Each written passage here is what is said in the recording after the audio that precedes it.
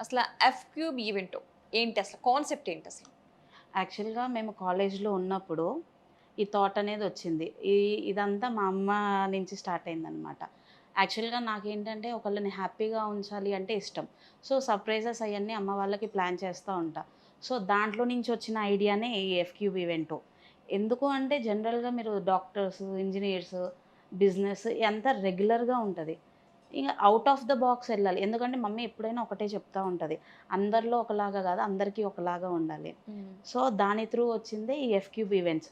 ఈ పేరెట్లా వచ్చిందంటే మేము యాక్చువల్‌గా 4 ఫ్రెండ్స్ అండి. ఓకే. సో, మేము 4 ఫ్రెండ్స్ కలిసి స్టార్ట్ చేసాం. F for family, F for 4, F for friends.